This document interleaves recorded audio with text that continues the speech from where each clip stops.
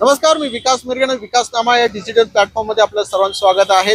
सध्या कर्जत नगरपालिका निवडणुकीनिमित्ताने उलथापालथ शक्यता जास्त होताना दिसून येते. अशाच प्रकारे ठाकरे गटाचे शहर अध्यक्ष पदाची जबाबदारी सांभाळलेले भालचंद जोशी यांनी अखेर ठाकरे गटाला जय महाराष्ट्र करत पुन्हा एकदा भाजपा सोबत जाण्याचा निर्णय घेतलाय. आज प्रशांत ठाकूर जे पनवेलचे आमदार आहेत त्यांच्या नेतृत्वाखाली पक्षप्रवेशाचा कार्यक्रम जो आहे पनवेलमध्ये थोड्याच वेळामध्ये पार पडलेला आहे. या कार्यक्रमानिमित्ताने अनेक भाजपचे पदाधिकारी उपस्थित होते. त्यामुळे भालचंद्र जोशींसारखा एक चांगला नेता, नगरसेवक, एक पक्षासाठी झटणारा आणि संघटना पातळीवर काम करणारा हा नेता, माजी नगरसेवक अखेर भाजपला बळ मिळावं याच दृष्टीने भाजपच्या पदाधिकाऱ्यांनी अखेर भालचंद्र जोशींना कर्जत नगरपालिकेच्या निवडणुकीच्या निमित्ताने जर आपण बघितलं तर पूर्णपणे जे आहे ते मोर्चेबांधणी करताना दिसून येत आहेत. कारण भाजपला आता नगराध्यक्ष पदाचे स्वप्न जे पडू लागलेले त्या दृष्टीने जे आहेत ती चाचपणी भाजपने सुरू केलेली आहे. गेल्या वेळा निवडणुकीच्या निमित्ताने काही भाजपच्या काही नेत्यांमुळे ती माघार घ्यावी लागले.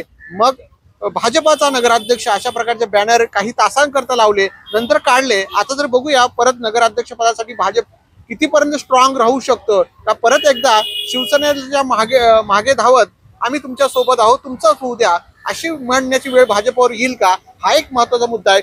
मूळ मुद्दा असा आहे की भालचंद्र जोशी यांच्या पक्षप्रवेशाला एक भाजपला चांगला चेहरा, काम करणारा नेता, जसं एक ग्राउंड लेवलचा नेता म्हणजे राजकारणामध्ये शिस्त असणारा एक नेता म्हणून त्यांच्याकडे पाहिलं तर भालचंद्र जोशी हे मनसेमध्ये होते.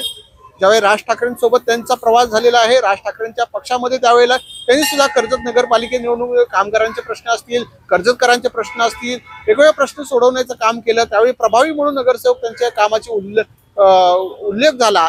मात्र त्यानंतर ते राजकारणावर काही दिवस बॅकफुटवर गेले. मग ठाकरे गटामध्ये त्यांच्या शहर अध्यक्षपद जबाबदारी आली. कर्जत नगरपालिका निवडणुकीनिमित्त सुवर्णा जोशींना नगराध्यक्ष पदापर्यंत त्यांची महत्वाची भूमिका राहिली. कारण त्यावेळेला त्यांनी नियोजन उत्तम पद्धतीने केलं होतं. त्यांना खऱ्या आज ठाकरे गटाने त्यावेळेला संकेत भासे आणि त्यांच्या नावाची कॉपची चर्चा म्हणजे त्यांना स्वीकृत नगरसेवक देणार होते. कारण त्यावेळेला सुवर्णा जोशींना निवडून आणण्यात पक्ष संघटना म्हणून जी महत्वाची भूमिका त्यांनी बजावली होती. मात्र त्यावेळेला ठाकरे गटाने त्यांच्यावर अन्याय केला. अखेर बाजारामध्ये जे आहे ठाकरे गटाला मोठा धक्का बसल्या दिसून येत आहे. हा धक्का म्हणजे मयूर जोशींना सुद्धा आहे. कारण त्याच गटाचे ते नेतृत्व करत होते, त्याच गटामध्ये त्यांचा सहभाग होता आणि त्यांच्याशी विचारांची देवघाण जी आहे आपले भालचंद जोशी जे आहेत मयूर जोशींशी करत होते. त्यामुळे सुवर्णा जोशी नसेल, भालचंद जोशी नसेल, या गटाला मोठा जबरदस्त दिसलेला म्हणजे आता साधारणपणे ठाकरे गटाची अस्तित्वाची धोकाची घंटा जी आहे भालचंद जोशींपासून सुरुवात झाली आहे. येत्या काळामध्ये काही ठाकरे गटाचे बडे नेते जे आहेत ते शिंदेच्या शिवसेनेत किंवा भाजपामध्ये आपल्याला दिसणार आहे. त्यासाठी त्यांची चाचपणी सुरू झालेली आहे. त्यामुळे भालचंद्र जोशींसारखा एक चांगला नेता आता कर्जत नगरपालिके निवडणुकीमध्ये तो दिसणार आहे. आता भाजपा कशा पद्धतीने आगामी काळामध्ये राजकारण करते, त्यांना निवडून आणण्याची जबाबदारी किती भाजप पूर्ण करते, आता भालचंद्र जोशींना काम करावं लागेल. कारण भाजपामध्ये गटबाजी आहेत, सगळेच नेते आहेत.